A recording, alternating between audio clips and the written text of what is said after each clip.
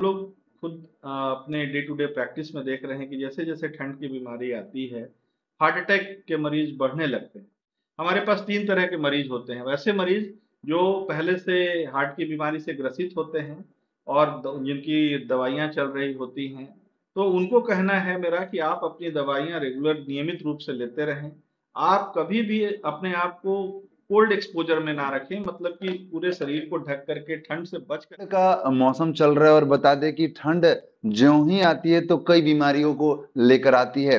ठंड के मौसम में कई बीमारी होने की संभावना बढ़ जाते हैं और इसमें सबसे ज़्यादा संभावना हार्ट अटैक का भी होता है। हमारे साथ हैं कार्डियोलॉजिस्ट डॉक्टर पंकज प्रसाद सर। हम इनसे बात करते हैं और जानते हैं कि आखिर ठंड के मौसम में इसका क्या कारण है, इसे कैसे बचाव किया जा सकता है और किस उम्र के लोगों के लिए ज़्यादा चेतना ज़रूरी है। सर, स्वागत है सर आपका। जी, धन्यवाद।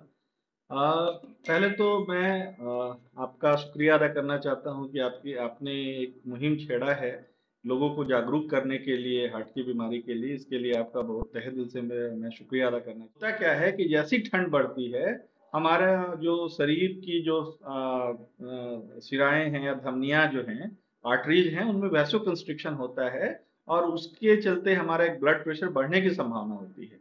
आपका हार्ट जो पहले से भी थोड़ा बहुत डिस्टर्ब चल रहा है या उसमें बीमारी है, उसमें प्लेक रप्चर जो वल्नरेबल प्लेक्स होते हैं हमारे कोरोनरी आर्टरी में, वैसे रप्चर होने की संभावना बढ़ जाती है और जैसे ही रप्चर होगा, तो हार्ट अटैक होने की संभावना बढ़ जाती है। तो आपसे मेरा अनुरोध है कि आप अपने आप को कोल्ड एक्सपोज़र में ना रखें, आप प्रॉपर शरीर को कवर्ड रखें, आप अपने शरीर को डिहाइड्रेशन ना होने दें।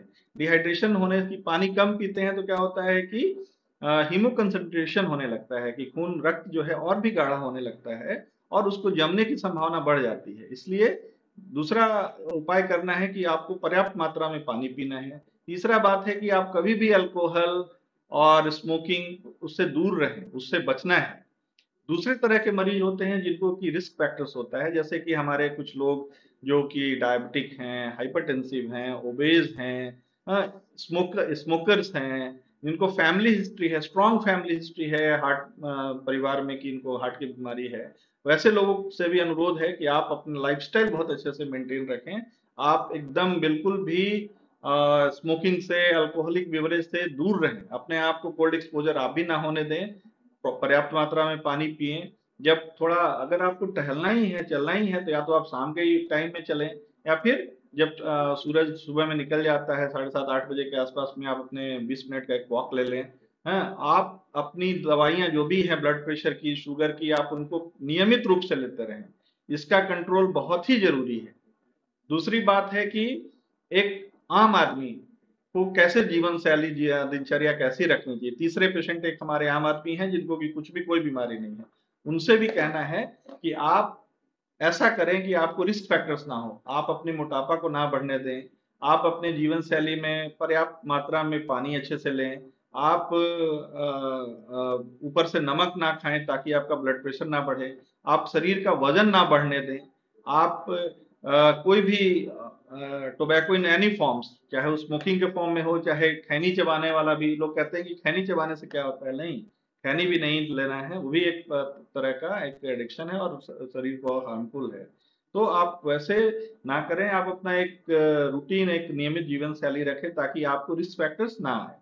और दूसरी बात है कि आप नियमित रूप से आप अपना एक्सरसाइज करें जबकि शरीर थोड़ा टेम्परेचर आउटसाइड टेम्परेचर जब थोड़ा नॉर्मल हो जाए, पूरा शरीर कवर्ड रहे, पानी अच्छे से पिएँ। इस तरह से हम लोग जो हैं सो कि बच सकते हैं। कुछ चीज़ें हैं जो कि पोस्ट कोविड कुछ इंसिडेंस लगता है कि बढ़ा है और तीसरा और अभी का जो सबसे इम्पोर्टेंट पार्ट है एयर पॉल्यूशन। आजकल महानगरों में और इस पे बहुत सारी दुनिया में चर्चाएँ हो रही हैं। इस एयर पॉल्यूशन के चलते हमारे हृदय की बीमारियाँ बहुत बहुत बढ़ी हैं। अभी इस पे बहुत सारे रिसर्च हो रहे हैं। जैसा कि मैंने बोला कि जैसे ही आप अचानक से कोल्ड एक्सपोज़र में जाते हैं, आपके जी हृदय की नहीं, आपके पूरे शरीर की नलियाँ जो हैं सिकुड़ जाती हैं और उसके चलते क्या होता है कि ब्लड प्रेशर बढ़ने लगता है ताकि सारे ऑर्गन्स को प्रॉपर ब्लड सप्लाई मिले। अगर आपके कोरोनरी आर्टरीज़ में अगर पहले से कुछ बीमारियाँ हैं, कुछ प्लेक है 10%, 20%, 30% जो वल्नरेबल प्लेक्स हैं, तो जब उसमें शियर स्ट्रेस बढ़ता है तो उसको फटने की संभावना होती है। और जैसे ही वहां से फटेगा तुरंत ब्लड क्लॉट हो जाएगा, और जैसे ही ब्लड क्लॉट होगा हार्ट का जो नली है वो 100% ब्लॉक है। हार्ट तो एक ऐसा मस्कुलर ऑर्गन है जिसको कि हमेशा से पंप करते रहना है, और उसको अगर ब्लड नहीं मिला तो तुरंत आपको सीने में दर्द हो सकता है।